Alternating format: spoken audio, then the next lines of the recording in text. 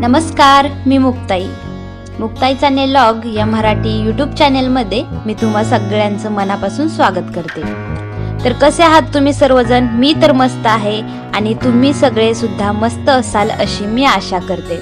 तर सगळ्यात आधी माझ्या गोड ताईंनो, ही जी चित्र तुम्ही पाहिलेली आहेत ती तुम्हाला कशी वाटली आणि ज्याने हे चित्र काढले त्याचे सुद्धा मी नाव तुम्हाला थोड्या वेळाने सांगणार आहे।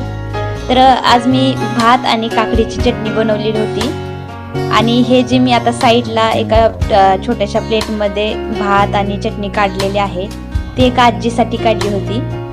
पूर्वी बघा आपल्याकडे दारावरती असे पहाटेच्या वेळेस वासुदेव, कधी रायरन, कधी एखादे बाबा किंवा कोणी ना कोणीतरी सतत भिक्षा मागण्यासाठी किंवा काही ना काहीतरी अन्नधान्य मागण्यासाठी येत असायचे। आणि मग त्या काळी आपली आई मावशी काय करायची तर सुपामध्ये थोडंफार धान्य घेऊन यायची आणि ते धान्य त्यांना वाढायची। आणि कधी कधी धान्य जर नसेल घरामध्ये तर 2-3 रुपयाची चिल्लर आहे ना ती सहकुशीनं त्यांना द्यायची। आणि ते सुद्धा काय करायचे, समाधानाने ते जे काय आपण दिलेलं आहे ते घ्यायचे आणि आपल्याला पण आशीर्वाद वगैरे देऊन ते निघून जायचे। आणि आत्ताच्या जर काळात आपण पाहिलं तर पोटासाठी अन्नधान्य मागायला येणाऱ्यांपेक्षा पैसे मागायला भरपूर सारे दारावरती येतात आणि आपण जे सहकुशीनं पैसे देतो ते घेत नाहीत बरं का, कारण त्यांची एक वेगळीच डिमांड आता वाढलेली आहे। 40 रुपये द्या, 50 रुपये द्या असं प्रत्येक जण आजकाल मागत असतो। तर यावरती माझं वैयक्तिक असं मत आहे की खरंच ज्याला गरज आहे ना त्यालाच आपण मदत करायला पाहिजे। जर कोणी अपंग असेल, जर कोणी म्हातारं असेल तर त्याला आपण अन्नधान्याची मदत केली पाहिजे। आणि अशीच एक आजी आहे जी महिन्यातून 15 दिवसातून इकडे या गल्लीमध्ये जेवण मागण्यासाठी येते। त्या बिचारीची दुसरी काही अपेक्षा नसते किंवा पैसे द्या किंवा एखादे कपडे वगैरे द्या अशी कधीच तिची अपेक्षा नसते। ती फक्त 2 घास दे असं म्हणून प्रत्येक घरी येत असते। तर ती जेव्हा आजी माझ्याकडे येते ना त्यावेळेस मी तिला कधीच रिकाम्या हाताने पाठवत नाही। जे काही माझ्या घरी अन्न शिजवलेलं आहे ते मी तिला देत असते। आणि आज काय झालं, तिचा आवाज कानावरती पडला आणि मला असं वाटलं की ती आपल्या दारावरती सुद्धा येईल, म्हणून मी तिच्यासाठी थोडाफार भात, चटणी आणि केळी काढून ठेवली होती।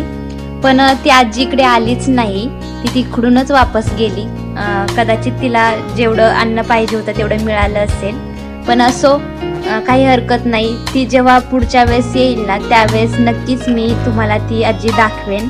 तर ताईंनो, मगाशी जी तुम्ही चित्र पाहिलेली आहेत ना ती माझ्या मोठ्या बहिणीच्या लहान मुलाने काढलेले आहेत, ज्याचं नाव आहे शशांक आणि तो 4थी मध्येच आहे। पण अगदी खूप छान अशी चित्र काढतो। फक्त 2 ते 3 मिनिटांमध्ये हे चित्र तो काढून टाकतो।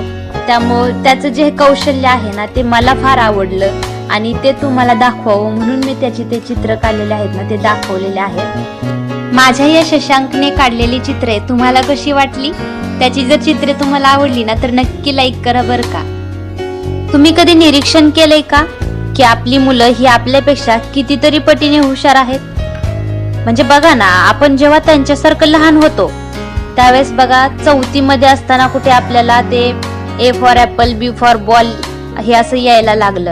आणि आताची जर मुलं बघितली तर पाक नर्सरी, प्ले ग्रुप मध्ये गेले नाही तर वरच ते पूर्णपणे इंग्लिश मध्ये सगळं सांगतंय आणि 2री-3री मध्ये असल्यावरतीच बेचेपाडे पूर्ण म्हणून दाखवते। आणि आपल्याला बघा 5वी-6वी मध्ये गेल्यावरती कुठे ते बेचेपाडे यायला लागले। खरंच खूप फरक आहे बरं का आत्ताच्या जनरेशन मध्ये आणि आपल्या वेळच्या जनरेशन मध्ये। आत्ताची जी मुलं आहेत ते खूप फास्ट गतीने अभ्यास वगैरे करतात, असं सगळं जे काही आपण सांगतो ना ते ग्रहण करण्याची क्षमता त्यांच्यामध्ये जास्त आहे आणि हे तुम्ही खरंच निरीक्षण केलं असेल। पण आजकाल कुठेतरी त्यांना मोबाईलचं वेळ जास्त लागलेलं दिसत आहे।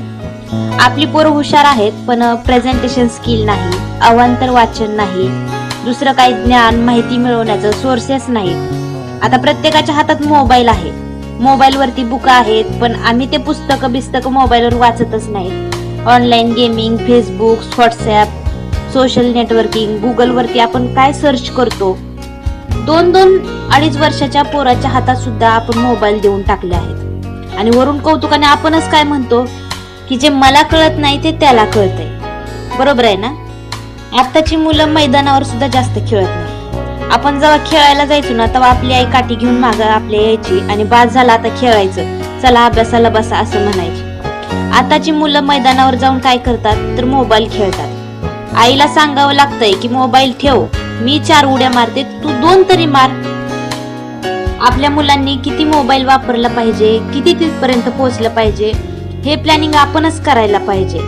आता लगेच आपण घरी गेलो की मुलांना काठी घेऊन मागं तर लागू शकत नाही की मोबाईल ठेव म्हणून, कारण ते लगेचच्या लगेच ठेवत नसतं.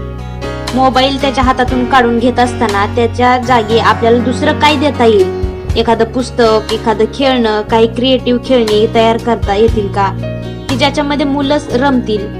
मला असं वाटतं की या संदर्भात आपण विचार करायला पाहिजे. पूर्वीच्या काळी कसं व्हायचं, पोरगं रडायला लागलं की आई त्याला जवळ घ्यायची आणि आईनं जवळ घेतलं की लगे पोरगं रडायचं राहायचं. आता पोरगं रडायला लागलं की आपण काय करतो, लगेच मोबाईल देतो. म्हणजे मुलांच्या हातात मोबाईल कोणी दिला तर आपणच दिला. आपणच कामात आहोत, आपण व्यस्त आहोत आणि त्यांनी विचारलेल्या प्रश्नांची उत्तरं द्यायला सुद्धा आपल्याला वेळ नाही. हे जर एखादं गडबड करायला लागलं तर आपण लगेच म्हणतो धर फोन आणि गप्प बस बरं तिकडे एका ठिकाणी, असं म्हणून आपण त्याला शांत बसवतो. एक सांगू का, आपण जसं सांगू तसंच मुलं ऐकतील असं नाही बरं का, तर जसं आपण वागू तसंच मुलं सुद्धा वागतील, हे मात्र 100% खरं आहे. त्यामुळे त्यांच्या समोर आपल्याला चांगले चांगले आदर्श ठेवावे लागतील. तसेच बाळांनो, आम्ही असं वागतो त्यामुळे तुम्ही सुद्धा असंच वागा, हे त्यांना सांगावं लागेल. वर्तमानपत्रातला एखादा आपल्याला आवडलेला अग्रलेख त्याला वाचून दाखवायला पाहिजे किंवा त्यालाच वर्तमानपत्र वाचून दाखव असं म्हणायला पाहिजे. तसंच एखाद्या वेळेस त्याच्या वाढदिवसा दिवशी म्हणा किंवा कुठल्या दिवशी म्हणा त्याला एखादी भेटवस्तू म्हणून पुस्तक कधी आपण द्यायला पाहिजेत. हे सगळं मी का सांगते, कारण आताचं जे युग आहे ते स्पर्धेचं युग आहे आणि इथं शिक्षणाशिवाय अजिबात पर्याय नाही. त्यामुळे आपल्या मुलांनी सुद्धा चांगलं शिकायला पाहिजे, या स्पर्धेच्या युगात टिकायला पाहिजे, म्हणून त्यांना आपण आतापासूनच तयार करायला पाहिजे आणि हे आपलं कर्तव्य आहे. आई वडील म्हणून आपणच त्याचा सर्वांगीण विकास केला पाहिजे आणि जोपर्यंत मुलं लहान आहेत ना तोपर्यंतच आपण त्यांना या सगळ्या चांगल्या सवयी लावू शकतो. एकदा का ती मोठी झाली की मग मात्र आपण जास्त काही त्यांच्या आयुष्यात ढवळाढवळ करू शकत नाही. तर असो, पाईपलाईन फुटल्यामुळे 4-5 दिवसानंतर आज नळाला पाणी आलेलं होतं, त्यामुळे मी ही जास्तीची कपडे धुवून टाकलेले आहेत. तर कसा वाटला तुम्हाला आजचा व्हिडिओ कमेंटमध्ये नक्की सांगा आणि व्हिडिओ आवडल्यास लाईक, शेअर आणि सबस्क्राईब करायला विसरू नका. तर भेटूया पुन्हा एका पुढच्या नवीन व्हिडिओमध्ये. तोपर्यंत धन्यवाद.